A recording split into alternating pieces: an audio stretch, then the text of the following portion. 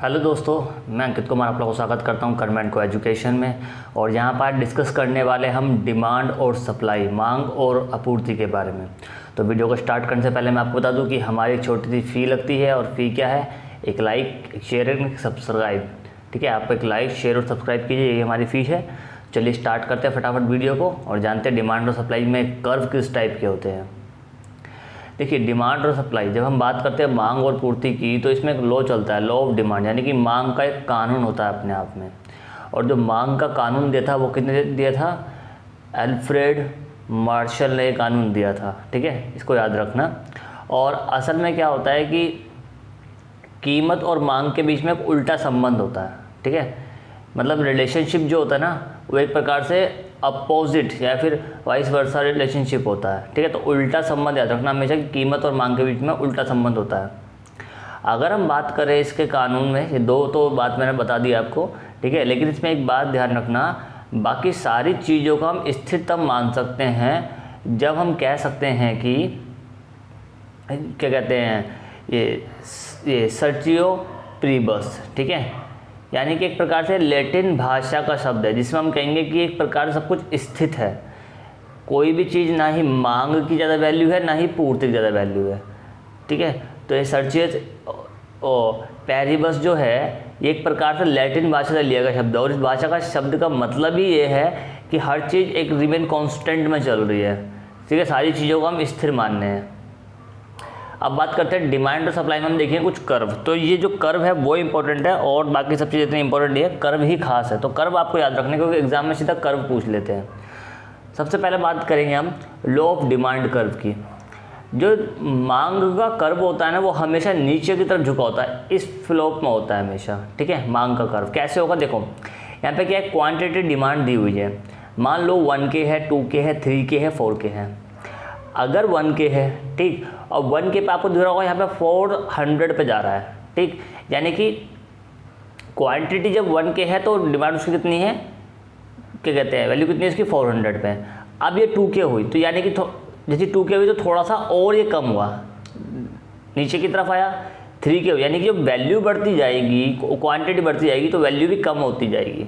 ठीक है, तो इस प्रकार से नीचे की तरफ झुका हुआ होता है हमेशा मांग का कर्व। जब भी हम मांग का कर्व देखेंगे तो इस कर्व को याद रखना कि जितना क्वांटिटी डिमांड बढ़ेगा उतना उसकी वैल्यू कम होती चली जाएगी। अगला देखते हैं, सप्लाई का कानून क्या है। ठीक है, यानी कि पूर्ति का कानून। असल में जो कानून होता है सप्लायर पर निर्भर करता है, जो बेचने वाला इंसान होता है ना उस पर निर्भर करता है। और ये कहता है कि अगर किसी वस्तु की कीमत बढ़ेगी तो उसकी पूर्ति भी बढ़ाई जाएगी। ठीक है, और इसी का उल्टा भी होगा। क्या कहता है, देख लो, कि किसी वस्तु की कीमत बढ़ेगी तो उसकी पूर्ति भी बढ़ जाएगी। अब सिंपल सी बात है, यहाँ पे देखो एक प्रकार से प्राइस दे रखा है और यहाँ पे क्वांटिटी दे रखा है। अगर हम 100 रुपये प्राइस सेट कर रहे हैं तो क्वांटिटी हम कितने रखते हैं? 1000 रुपीज़। लेकिन अगर हमने 200 रुपये प्राइस सेट कर दिया तो क्वांटिटी हम 2000 कर देते हैं। तो इसके अकॉर्डिंग चलता है ये। ठीक है, पूर्ति के कानून का कर्व हमेशा ऊपर की तरफ रहेगा। जब भी हम पूर्ति करने की बात करेंगे तब ऊपर रहेगा। ये कैसे होगा? देखो कि मान लो अगर किसी चीज़ की डिमांड ज़्यादा होने लगी तो हम उसका रेट बढ़ाने लग जाते हैं, लेकिन डिमांड फिर भी रहेगी मार्केट में क्योंकि लोगों के पास पैसा है। तो पूर्ति जब आप कर रहे हो तो पूर्ति, पहले लोगों को 1000 चीज़ें चाहिए थी, ठीक है, मान लो, उसके बाद लोगों को 1200 चीज़ें डिमांड होने लगी, फिर लोगों को 15 चीज़ें डिमांड होने लगी। तो इस तरह से चीज़ें बढ़ रही है। अब बढ़ रही तो कर्व ऊपर की तरफ जाएगा हमेशा। ठीक है, तो ऊपर की तरफ रहेगा इसका स्लोप। तो देख लो यहाँ पर हो गया क्वांटिटी सप्लाई। देखो ये दिख रहा है आपको, ये सीधा कर्व ऊपर की तरफ चला जा रहा है इस तरह से। ठीक, जहाँ पे मांग वाले में नीचे की तरफ जा रहा था यहाँ पे ऊपर की तरफ जा रहा है। तो तब भी क्वांटिटी सप्लाई होगी तो क्वांटिटी सप्लाई हमेशा ऊपर जाएगी। क्या कहते हैं, कम है तो क्वांटिटी उसका प्राइस कम ज़्यादा कम है, फिर क्वांटिटी ज़्यादा हुई तो प्राइस ज़्यादा हो गया। तो इस तरह से ये बढ़ता चला जाएगा। तो इसके बाद बात करिए कंज्यूमर इक्विलिब्रियम क्या, उपभोक्ता का संतुलन कैसे बनाए जाते हैं। ये तब आएगा केवल जब मांग और पूर्ति बराबर हो, मतलब जितनी आप मांग कर रहे हो उतनी आपको पूर्ति करती जाए, तो ये पैरेलल हो जाएगी लाइन एक दूसरे के। ठीक है, अब देख लेंगे पैरेलल लाइनें कैसे होती है। देखो इस तरह से होती है कि कंज्यूमर जो है उसकी लॉ ऑफ सप्लाई और लॉ ऑफ डिमांड, ठीक है, ये इक्विलिब्रियम आ जाएगा। मतलब एक प्रकार से एक उस पर क्रॉस कर जाएगा हमेशा कि सप्लाई भी उतनी और डिमांड भी उतनी, तो इस प्रकार से क्रॉस कर जाएगा, तो कंज्यूमर का जो है इक्वल उस पर आ जाएगा कि जितनी मांग हो रही है उसकी उतनी सप्लाई कर रहे हैं, ना हम ज़्यादा कर रहे हैं ना हम कम कर रहे हैं, बफर में कोई स्टॉक नहीं, कुछ नहीं है। इलेक्ट्रिक ऑफ डिमांड क्या है, देखो इलास्टिसिटी ऑफ डिमांड की अगर हम बात करें तो इलास्टिसिटी ऑफ डिमांड में एक बात ध्यान रखना कि मांग में कितना बदलाव आने के कारण पूर्ति में कितना बदलाव आएगा। ठीक है, हम उसको देखते हैं कि अगर मान लो मांग हो रही है ज़्यादा तो हमें पूर्ति में ही बदलाव करना पड़ेगा और मैन्युफैक्चरिंग ज़्यादा करनी पड़ जाएगी, सिंपल सी बात है बहुत। ठीक, मान लो हम सोच के बैठे कि भाई 1000 हमने स्टॉक कर लिया, 1000 पीसीज हमने स्टॉक कर लिए। अब 1000 पीसीज हमने स्टॉक कर लिया, लेकिन अचानक पता लगा मांग ज़्यादा हो गई, मांग 2000 पीसीज की है, तो हमें क्या करना होगा, पूर्ति को और बढ़ाना पड़ेगा।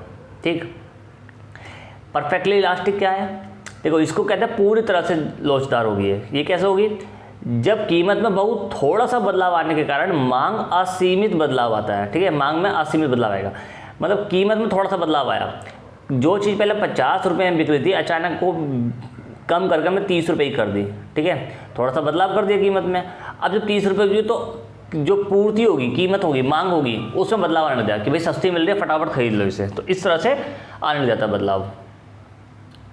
अब देखो ये एक प्रकार चलता है। ठीक है, ये काल्पनिक स्थिति होगी, हमेशा काल्पनिक स्थिति होगी, कभी ऐसी स्थिति आ जाए वो अलग बात है, लेकिन आती नहीं है। ठीक है, इसके बाद है परफेक्टली इलास्टिक डिमांड, यानी कि पूरी तरह से स्थिर मांग कैसे होगी, जब कीमतों में बदलाव आने के कारण मांग में कोई बदलाव नहीं आता। कीमतों में बदलाव आ जाएगा लेकिन मांग उतने उतने, क्या आप कम कर दो, मान लो कि कोई ख़राब क्वालिटी का कुछ आइटम बेच रहा है, सिंपल सी बात है, कोई ख़राब क्वालिटी का कोई आइटम बेच रहा है, और जब वो आइटम बेच रहा है तो उसने उसका आइटम पहले आपने लिया, फिर पब्लिक ने लेना बंद कर दिया, पता है ख़राब क्वालिटी का है, उसने क्या किया, 1000 रुपये के आइटम पर रेट गिरा के 700 रुपये कर दिए। पब्लिक को पता है कि माल ख़राब है, तो कीमत में तो बदलाव कर दिया, लेकिन उसकी मांग में कोई बदलाव नहीं आया, पब्लिक उसको तब भी नहीं खरीद रही, उसको पता 700 रुपये हमारे वेस्ट जाने हैं, तो इस प्रकार से आ जाती है। और ये भी एक प्रकार से काल्पनिक स्थितियों में ही कही जाती है।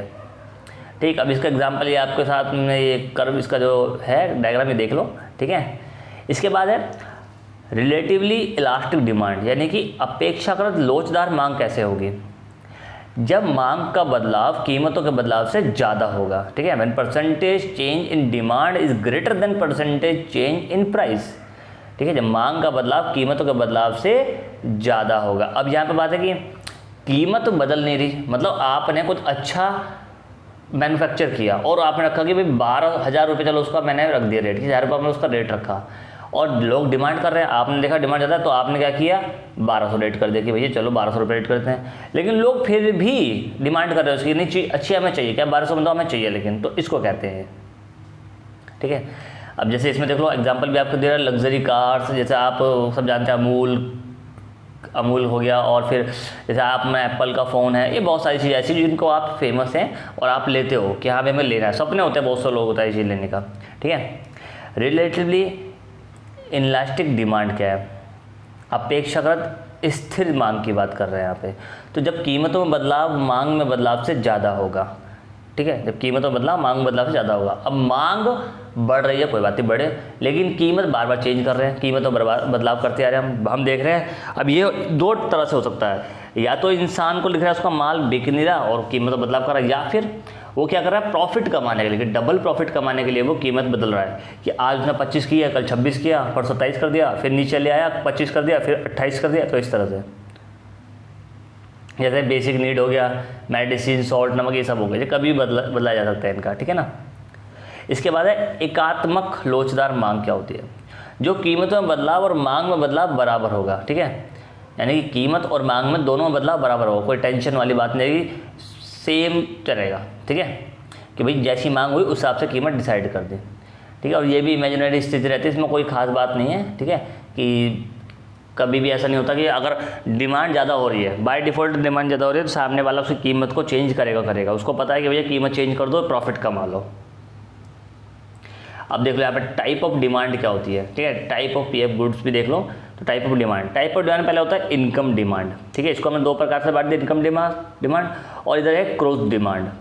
इनकम डिमांड में दो टाइप होंगे, एक तो होगा नॉर्मल गुड्स होगा और गुड, इन्फ्रा और गुड्स। ठीक है, ठीक, ये ध्यान रखना। और क्रॉस डिमांड में क्या होगा, सब्सिट्यूट होगा। जैसे एग्जाम्पल तौर पर टी कॉफ़ी की बात कर रहे हैं, और कॉम्प्लीमेंट में होगा कार पेट्रोल, इन सब की बात कर रहे हैं। अब इनमें क्या रिलेशनशिप है, रिलेशनशिप इनमें क्या है, ये डायरेक्टली प्रोपोर्शनल है और ये इनडायरेक्टली प्रोपोर्शनल है, इनका बस ये खासियत है। अब आएगा गिफन वस्तु है, ये थोड़ा इंपॉर्टेंट रहता है। गिफन वस्तु किसे कहते हैं, ये इंपॉर्टेंट रहता है थोड़ा सा, ठीक है। गिफन गुड्स, आय यहाँ पे क्या होता है, आय से मांग के नज़रिए यह घटिया वस्तु कहलाते हैं, ठीक है। मतलब एक प्रकार समझ लो कि एक पूरी तरह से घटिया वस्तु है। गिफन गुड्स जो होते हैं ना, उनको हम घटिया तरह की वस्तुएं मानते हैं। कि आपने देखा होगा चाइना का मोबाइल, सिंपल एग्जांपल, चाइना का मोबाइल, तो आपको पता है कि आप एक तरफ एप्पल हो एक तरफ चाइना, तो आप बाय डिफ़ॉल्ट है यार, कोई आप चाइना खरीदना तो पसंद नहीं करेगा, आप एप्पल ही खरीदना पसंद करोगे, ठीक है। उसके बाद क्या है, यहाँ पे देखो एक और चीज़ खास बात क्या होगी गिफन गुड्स में, मांग के कानून के नज़रिए से ये मांग के कानून का उल्टा है, ठीक है। और यहाँ एक बात और मानी जाती है कि वस्तु की कीमत बढ़ेगी तो उसकी मांग भी बढ़ जाएगी, और इसी का उल्टा भी होगा, वस्तु की कीमत बढ़ेगी तो मांग बढ़ जाएगी, सिंपल है। गिफन वस्तु का कर्व ऊपर की ओर होता है, जहाँ पे पहले वाली वस्तु हम देखा था जो नीचे होता है, इसका कर्व ऐसे ऊपर की तरफ जाएगा। ये देखो ये जा रहा है ऊपर की तरफ, ठीक है ना, ये इस तरह जाता है, ठीक है, गिफन गुड्स का कर्व, ये याद रखना। तो फिलहाल डिमांड एंड सप्लाई में इतना ही, बहुत ज़्यादा बड़े टॉपिक नहीं था, लेकिन हाँ इतना है कि जो कर्व है वो आपके काम आता है। पूछ लेते हैं कर्व क्या जाता है, तो कर्व देख करके याद रखना, कर्व रट लेना, ठीक है। मिलते हैं नेक्स्ट वीडियो में, तब तक के लिए गुड बाय एंड गुड।